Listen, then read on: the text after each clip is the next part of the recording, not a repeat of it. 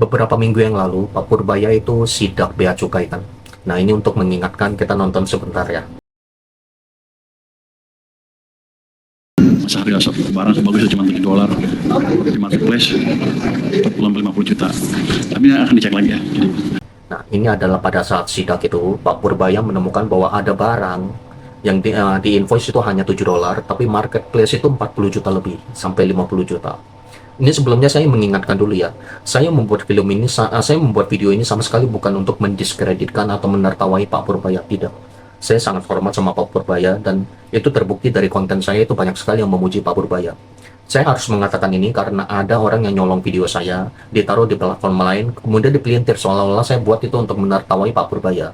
Itu nggak benar. Nah, ini kita lanjutkan ya. Setelah video sidak Pak Purbaya ini, saya menemukan video yang satu lagi. Nih, nonton dulu ya. Nah, apakah harganya memang hingga 50 juta rupiah? Nah, itu tergantung merek ya, teman-teman. Kalau merek yang seperti Pak Purbaya cek itu, mereknya adalah HCL, di mana kalau saya cek di online itu harganya berkisar antara 1 hingga 3 juta rupiah gitu ya. Nah, sedangkan yang dikira Pak Purbaya mungkin harganya sampai 50 juta, mungkin pas beliau ngecek itu ketemunya yang merek Grundfos ya. Merek Grundfos ini memang sangat mahal karena materialnya pun mungkin di dalam juga beda ya. Saya taruh itu source-nya ya, sumbernya itu saya taruh di atas kepala itu, kalian bisa cek sendiri video panjangnya itu di YouTube.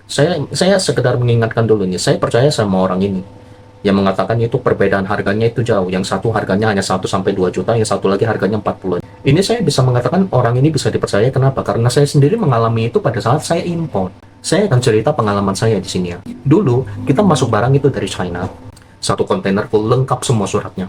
Mulai dari PIB, FOB, itu sampai transfer kita itu ke luar negeri, itu semua itu lengkap. Masuk sampai sini, kita lapor pajak semuanya, invoice itu semua laporin, bayar pajak semua, sampai waktu itu bea cukainya itu bilang itu harus disampling. Disampling itu maksudnya kontainernya buka, mereka ngambil itu beberapa unit untuk dicek kebenarannya, disesuaikan dengan invoice. Oke, buka kita. Diambil itu 20 unit, cek semuanya udah selesai. Masukin lagi, nggak ada masalah, kita pikir semua udah oke dong, tinggal tunggu keluar aja kontainernya. Nggak taunya besokannya forwarder datang keluar noto dari bea cukai, kita didenda itu 80 sekian juta. Bingung gitu kan, kok bisa semuanya udah benar? Nggak taunya barang kita dibilang itu under invoice. Under invoice itu maksudnya itu kita murah-murahin harganya supaya bayar pajak murah. Kita bingung loh, Pak, kita kan udah kasih lihat itu transfer kita ke sana harga memang segini gitu loh. Kamu tahu jawaban bea cukai? Mereka bandingin barang kita itu dengan barang yang made in USA, yang harganya itu sekitar 30 atau 40 kali lipat. Itu dia. Itu kejadian itu banyak sekali sama importer legal yang kejadian seperti itu. Sangat banyak. Nah, kita bingung kan gitu kan. Kita nggak rela dong. Ya ibarat kata begini loh. Barang Tanah Abang, tapi kamu mau saya bayar pajak itu barang Versace made in Italy. Siapa yang mau kan gitu kan? Nah, kamu tahu jawaban dari bea cukai? Oh, kalau gitu gini aja Pak, Bapak banding aja ke pengadilan. Jadi kita bisa banding ke pengadilan. Ya kita mau dong banding dong, tapi kita tanya-tanya dulu sama teman-teman itu sesama importir, forwarder, kita tanya pengurusannya itu kayak gimana, rata-rata jawabnya sama. Pada jawab itu, bro, lu kalau banding, kemungkinan lu menang itu hanya 1%. Dan ingat satu hal loh, jangka waktu selama lu banding itu sampai ada keputusan itu bisa jadi itu sekitar 6 bulan. Dan selama 6 bulan itu kontainer lu itu lu nggak bisa tarik keluar.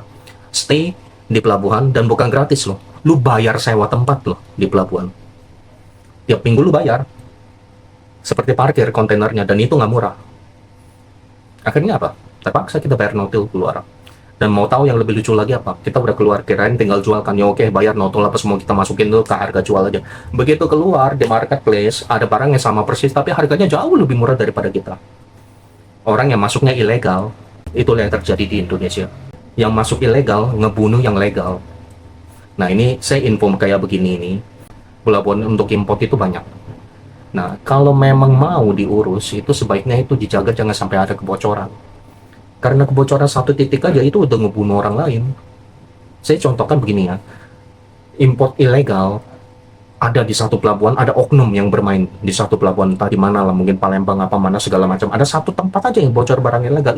Itu udah matiin semua yang main legal. Ya itu aja, ini saya sharing pengalaman saya aja. Saya membuat ini bukan untuk mendiskreditkan pihak manapun, tapi kalau memang ini ingin dibenahi, saya yakin pemerintah butuh itu informasi yang benar.